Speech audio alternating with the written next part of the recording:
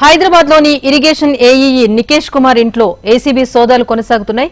ఆదాయానికి మించిన ఆస్తులు ఉన్నట్టు గుర్తించిన ఏసీబీ ఏకకాలంలో 20 ప్రాంతాల్లో సోదాలు నిర్వహిస్తోంది. నికేష్ కుమార్ అక్రమంగా 100 కోట్లకు పైగా అక్రమ ఆస్తులను కూడబెట్టినట్లుగా ఏసీబీ గుర్తించింది. నిబంధనలకు విరుద్ధంగా బఫర్ జోన్ ఎఫ్టీఎల్ పరిధిలోనూ నిర్మాణాలకు అనుమతినిచ్చినట్టుగా ఏసీబీ గుర్తించింది. గండిపేట, హిమాయత్ సాగర్, నార్సింగి, మణికొండ, రాజేంద్రనగర్ పరిధిలో అక్రమ నిర్మాణాలకు పర్మిషన్ ఇచ్చినట్టుగా ఏసీబీ అధికారులు గుర్తించారు. ఇందుకు గాను బిల్డర్స్ నుంచి నికేష్ కుమార్ భారీగానే ముడుపులు అందుకున్నట్టుగా ఏసీబీ అధికారులు భావిస్తున్నారు. నికేష్ కుమార్ పేరుతో 3 ఫామ్ హౌజ్లున్నాయని, వాటి విలువ 80 కోట్లకు పైగానే ఉంటుందని ఏసీబీ అధికారులు భావిస్తున్నారు. నికేష్ కుమార్ ఇంటితో పాటుగా బంధువులు, కుటుంబ సభ్యుల ఇళ్లలోనూ ఏసీబీ సోదాలు కొనసాగుతున్నాయి. దీనికి సంబంధించి అప్డేట్ అమర్ అందిస్తారు. అమర్, చెప్పండి, ఏసీబీ సోదాలు ఇంకా కొనసాగుతున్నాయా? ఇప్పటి వరకు అందిన వివరాలేంటి?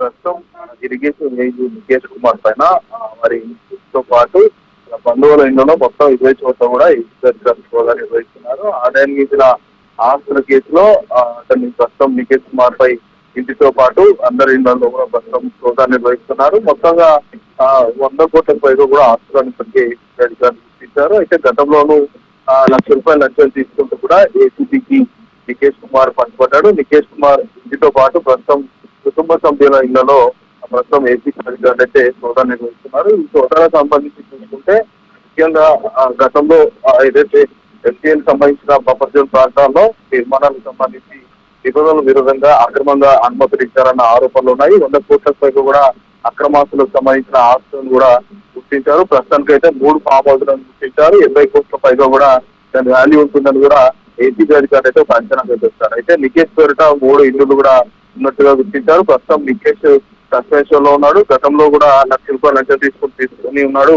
ప్రస్తుతం సస్పెన్షన్ లో ఉండగానే ఏసీబీ అధికారులు నికేష్ పైన ఏదైతే పూర్తి స్థాయిలో గమనించి నికేష్ అక్రమాస్తుల పైన అతన్ని సంబంధించిన ఇళ్లలో కూడా ప్రస్తుతం సోదాలు అయితే నిర్వహిస్తున్నారు. అయితే గతంలో 2013 సంవత్సరంలో వరంగల్ జిల్లాలో అధికారిగా ఇది మొదలు పెట్టిన ఆయన ప్రస్తుతం నికేష్ కుమార్ గండిపేట, హిమాయత్ సాగర్, నార్సింగి, మణికొండ, రాజేంద్రనగర్ పరిధిలో ఏఈగా పనిచేస్తున్నాడు. అయితే దీనికి సంబంధించిన భారీ ఎత్తున ఎఫ్టీఎల్ బఫర్ జోన్ ప్రాంతాల్లో అక్రమ నిర్మాణాలకు అతను ముందు నడిపాడు. భారీ ఎత్తున బిల్డర్ నుంచి కూడా ఉడుపులు ముట్టినట్టుగా తెలుస్తుంది. వీటన్నిటిపై అక్రమాస్తుల కేసు కింద ప్రస్తుతం ఏసీబీ అధికారులు నమోదు చేశారు. ప్రస్తుతం నికేష్ తో పాటు ఆయన కుటుంబ సభ్యుల ఇంట్లో కూడా ఏదైతే ప్రస్తుతం సోదాలు నిర్వహిస్తున్నారు. కుటుంబ సభ్యుల పేరిట కూడా అక్రమ ఆస్తులు గుర్తించారు. అయితే ఏఈగా ఉన్న సమయంలో అతను నిర్వహించినటువంటి పర్మిషన్స్ ఏవైతే ఉన్నాయో వాటన్నిటిపై కూడా వైపు ఏసీబీ అధికారులు అయితే ఆరోపిస్తున్నారు. ఇంకా దర్యాప్తు కొనసాగుతుంది. రేపు కూడా